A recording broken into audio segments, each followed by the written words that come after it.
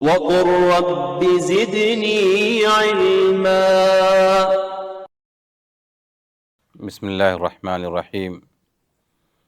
الحمد للہ وحدہ والصلاة والسلام علی من لا نبی بعدہ، اما بعد۔ آج کا جو درس ہے وہ ہے سورہ فلق کے ترجمے اور تفسیر۔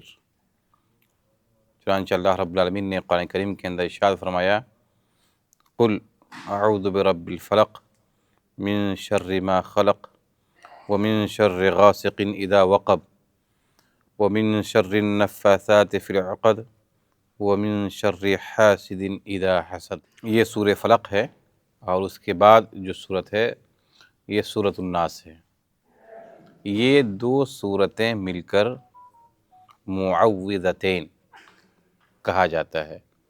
معوذتین کا مطلب یہ ہوتا ہے کہ وہ صورتیں جن سے آپ اللہ کی پناہ چاہیں گے، اللہ کی پناہ چاہیں گے۔ اگر کوئی تکلیف آپ کو ہوتی ہے، کوئی پریشانی ہو جاتی ہے، تو ان صورتوں کے ذریعے آپ اللہ کی مدد حاصل کر سکتے ہیں۔ تو سورۃ الفلق اور سورۃ الناس دونوں مل کر، اس کی بڑی اہمیت ہے، بڑی فضیلت ہے۔ اس کی تو اتنی فضیلتیں ہیں کہ بیان کریں تو شاید کہ وقت بہت زیادہ لگے گا، لیکن ایک ایسی بات کہتے ہیں جن سے آپ فائدہ اٹھا سکتے ہیں۔ آپ جانتے ہیں کہ نبی کریم صلی اللہ علیہ وسلم کو جادو کا اثر ہو گیا۔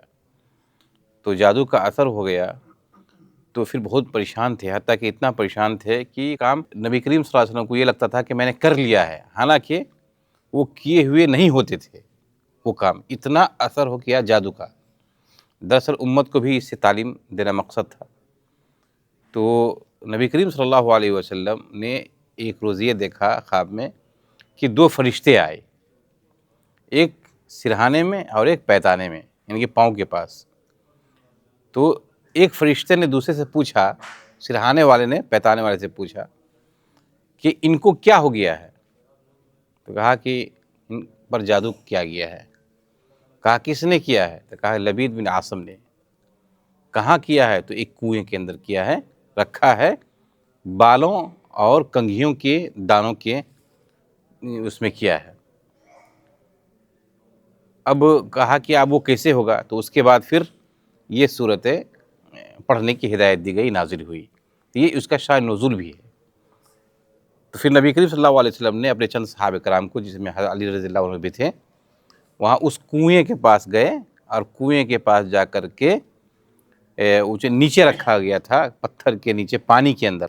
دیکھیے جادو کا اتنا برا اثر تھا کہ اس پانی کا رنگ بدل گیا تھا۔ جس طریقے سے مہندی لگاتے ہیں اور مہندی کا اثر باقی پانی میں رہ جائے تو کس طریقے سے سرخی مائل یعنی کہ لال پن ہو جاتا ہے، اسی طریقے سے جادو کے اثر سے اس پانی کا رنگ بدل گیا تھا۔ اب اس پانی کو نکالنے کے بعد جو پتھر کے نیچے نبی کریم صلی اللہ علیہ وسلم کے بال مبارک اور کنگھیوں کے کچھ دانے کے اندر کیا گیا تھا، اس میں سوئی بھی چبھو دیا تھا۔ نکالنے کے بعد ایک ایک آیت پڑھتے جاتے تھے، اور وہ جادو کا اثر وہ جو باندھا ہوا تھا وہ کھلتا جا رہا تھا خود بخود، حتیٰ کہ جب دونوں صورتوں کو نبی کریم صلی اللہ علیہ وسلم نے پڑھ لیا تو اس جادو کا اثر خود بخود ختم ہو گیا۔ تو یہ ہے فلق اور ناس کی فضیلت۔ اپنے یہاں اس کے اوپر تو مطلب کہ بہت ساری باتیں ہیں۔ اپنے یہاں وہاں جادو کا اثر ختم کروانے کے لیے کہاں کہاں نہیں جاتے ہیں، ان تمام چیزوں سے ہمیں بچنے ہیں، واہیات سے، بلکہ آپ شرعی طریقے کو اختیار کریں۔ شریعت کے اندر اس کا علاج موجود ہے۔ ایسا ہو ہی نہیں سکتا ہے کہ کوئی پریشانی ہو اور اس کا علاج شریعت میں نہ ہو۔ اگر خلل ہے، کمی ہے، تو ہم لوگوں کے اندر، ہم پڑھتے نہیں ہیں، ہم علماء سے پوچھتے نہیں ہیں، جس کی وجہ سے کیا ہوتا ہے کہ ہم ایسی جگہ پہ بھی پہنچ جاتے ہیں ان بیماریوں میں یا جادو وغیرہ کے علاج میں، جہاں پر ہم اپنی دنیا اور دین دونوں لٹا کے آ جاتے ہیں۔ تو بہرحال یہ طریقے ہیں جادو کے اثرات کو ختم کرنے کے، اسی سے نبی کریم صلی اللہ علیہ وسلم کا جادو ختم ہوا تھا۔ تو یہ ہے بڑی فضیلت سورۃ فلق اور سورۃ ناس، اس میں کتنی اچھی بات ہے. کہا کہ میں پناہ چاہتا ہوں صبح کے رب کی. فلق جو ہے، فلق کس کو کہتے ہیں؟ جو تاریکی کو، اندھیرے کو پھاڑ کر صبح نمودار ہو جائے، اس کو فلق بولتے ہیں. اب یہاں پہ دیکھیے، یہاں پر ہم پناہ چاہتے ہیں صبح کے رب کی. فلق کیوں کہا؟ اسی لیے کہا کہ عام طور پہ جو چیز بعد میں آ رہی ہے، کن چیزوں سے آپ پناہ چاہتے ہیں؟ تو کہا کہ میں پناہ چاہتا ہوں ہر اس چیز کے شر سے، برائی سے جو اللہ نے پیدا کیا ہے. یعنی کہ جتنی ہر طرح کی، کسی بھی طرح کی کوئی برائی ہے اس دنیا کے اندر، تو ان تمام برائیوں سے میں اللہ رب العالمین کی پناہ چاہتا ہوں. تو یہ ہے اس کا مطلب. تو کن کی؟ اب یہ عام بات کیا کہ ہم ہر طرح کی برائی سے، ہر طرح کے شر سے ہم اللہ رب العالمین کی پناہ چاہتے ہیں. اس کے بعد کچھ تفصیلی طور پہ بتایا، خاص خاص برائیوں کا یا شر کا بھی نام لیا. کہا کہ وَمِن شَرِّ غَاسِقٍ اِذَا وَقَبَ، یعنی مِن شَرِّ غَاسِقٍ اِذَا وَقَبَ کا مطلب یہ ہے کہ اور اندھیری رات کی تاریکی کے شر سے جب اس کا اندھیرا پھیل جائے. یعنی بالکل وہ رات جس میں اندھیرا ہی اندھیرا ہو، بالکل دبیز اندھیرا جو کہتے ہیں، جس میں اپنا ہاتھ بھی نظر نہیں آئے، اس رات کے شر سے خاص کر اس کا ذکر کیا. اب جانتے ہیں اس رات میں جادو ٹونے جو کرنے والے ہوتے ہیں وہ لوگ زیادہ کرتے ہیں، اور پھر جو بچھو اور جو زہریلے جانور ہوتے ہیں اسی رات کی تاریکی میں نکلتا ہے. تو ان تمام کے شر سے ہم پناہ چاہتے ہیں. ایک بات تو یہ ہو گئی تفصیل میں. دوسری بات کہا وَمِن شَرِّ النَّفَّاثَاتِ فِی الْعُقَدِ، اور گرہ لگا کر ان میں پھونکنے والیوں کے شر سے. دیکھیں، یعنی کہ جو جادوگر، یہ جادوگرنیاں ہوتی ہیں، ان کے شر سے ہم یہاں پہ محفوظ ہونا چاہتے ہیں رب العالمین کے پاس. تو ظاہر سی بات، خاص کر جادو کا نام اس لیے لیا کہ جادو کا اثر ان کی انسانوں کو ہلا کر رکھ دیتا ہے، بعض احیان تو قتل کے دہانے پہ لے جاتا ہے. تو اسی لیے خاص کر جادو اور جادوگرنیوں کے شر سے ہم محفوظ ہونا چاہتے ہیں، رب کی پناہ چاہتے ہیں. اور آخری بات کیا، وَمِن شَرِّ حَاسِدٍ اِذَا حَسَدَ، اور حسد کرنے والی کی برائی سے جب وہ حسد کرے. دیکھیے حسد کیا ہے کہ کسی کو اللہ نے کوئی نعمت دی، ماشاءاللہ اللہ رب العالمین نے ان کو پیسے دیا، اتنی روزی دی کہ فراوانی ہے، گھر ہے اس کے پاس، زمین جائیداد ہے. تو ہوتا کیا ہے، حاسد جو حسد کرتا ہے وہ تمنا کیا کرتا ہے؟ وہ تمنا یہ کرتا ہے کہ اے اللہ اس سے بھی یہ نعمت ختم ہو جائے، ختم ہونے کی تمنا کرتا ہے، آرزو کرتا ہے. یہ نہیں کہتا ہے رب سے کہ اللہ نے اللہ تم نے جس طرح اس کو دیا ہے مجھے بھی دے. یہ اس میں کوئی، اللہ سے دعا کریں کہ اللہ فلاں کو دیا ہے مجھے بھی دے، اس میں کوئی حرج نہیں ہے. یہ حسد نہیں ہے. حسد یہ ہے، دیکھیے، کہ وہ یہ تمنا کرے کہ اللہ اس کی نعمت ختم ہو جائے، یہ حسد ہے.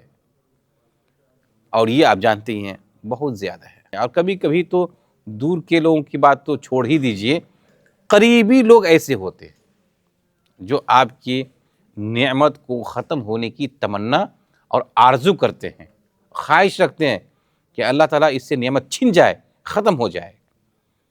تو ایسے لوگوں کے شر سے بھی اللہ رب العالمین کو پناہ چاہنے کی ضرورت ہے تاکہ آپ کے اوپر وہ نعمت باقی رہے. تو اس کو کہتے ہیں حسد. تو ان چیزوں کو خاص کر اس لیے ذکر کیا کہ اللہ نے جو نعمتیں آپ کو دے رکھی وہ باقی رہے. تو آپ اللہ کا شکریہ ادا کریں اور ان صورتوں کو پڑھنے کا اہتمام کریں. میرے بھائیوں، کہنے کا مطلب یہ ہے کہ ماشاءاللہ یہاں آپ لوگ بیٹھتے ہیں، تعلیم حاصل کرتے ہیں، بہت بڑی نعمت ہے، بہت بڑی نعمت ہے جو آپ یہاں بیٹھے ہوئے اور علماء کرام کے درس میں بیٹھ کر کے آپ جو مستفید ہو رہے ہیں. یہ اللہ رب العالمین کی توفیق اور یہ بڑی نعمت ہے. کچھ سیکھ کی جائیے، اس کو عمل میں لائیے، گھر والوں کو بھی وہاں بتائیے کہ واقعی یہ چیز ہے. یہ اتنی اچھی معلومات آپ کو ہر جگہ نہیں ملیں گے. یقیناً یہ کتاب و سنت کی باتیں کی جاتی ہے تاکہ لوگوں کو فائدہ ہو. تو اس لیے اس کو صرف سننا ہی کافی نہیں ہے، بلکہ جو سنتے ہیں اس پہ عمل کرنا ضروری ہے، اور اپنے گھر والوں کو بھی بتائیں. اور اس میں سب سے بڑا فائدہ ہم ہی لوگوں کو ہے جب سنتے ہیں اس پہ عمل کریں گے، جیسے کہ آج ہم نے سورہ فلق کی اہمیت، سورہ ناس کی فضیلت، اور کل ہم نے سورہ اخلاص کی اہمیت کو جانا تھا۔ اب دیکھیے کتنا بڑا فائدہ ہے، یہ 3 صورتیں مل کے، اخلاص، فلق اور ناس، یہ 3 صورتیں ہیں جن کو معوذات کہا جاتا ہے۔ ہم جو در بدر کی ٹھوکریں کھاتے ہیں، یہاں وہاں جاتے ہیں، اس سے بہتر ہے کہ خود ہم اپنا رقیہ، خود ہم اپنا دم کر لیں، جھاڑ پھونک کر لیں۔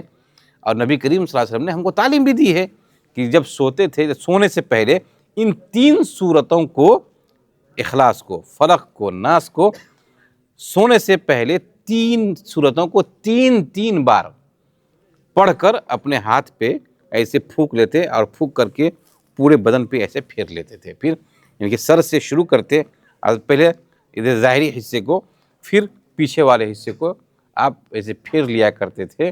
اب اس سے جتنی آپ اس کے اندر شر کا ذکر کیا ہے، ان تمام شر سے اور برائیوں سے اللہ رب العالمین آپ کو محفوظ رکھے گا۔ کتنی بڑی چیز ہے، اس میں کون سا ہمارا پیسہ جا رہا ہے، ٹکٹ کٹانا پڑ رہا ہے کہ اتنا کرنے کے لیے اتنے پیسے لگیں گے، اب پیسے لگنے کے بعد یہ کام ہوگا؟ نہیں، یاد کرتے ہی، یاد ہے ہی آپ کے پاس، ان 3 صورتوں کو پڑھ لیں، اور پڑھ کے ہاتھ پہ پھونکیں اور پورے جسم میں آپ پھیر لیں، اس سے آپ بہت بڑے شر سے محفوظ رہیں گے۔ اور کیا چاہیے؟ تو یہ سننے کے بعد اس پہ عمل کیجئے، انشاءاللہ اللہ رب العالمین آپ کو دنیا کے تمام شرور سے محفوظ رکھے گا۔ اللہ رب العالمین سے آخر میں دعا ہے کہ ہم تمام لوگوں کو دنیا کے ہر طرح کے شرور اور فتن سے محفوظ رکھے۔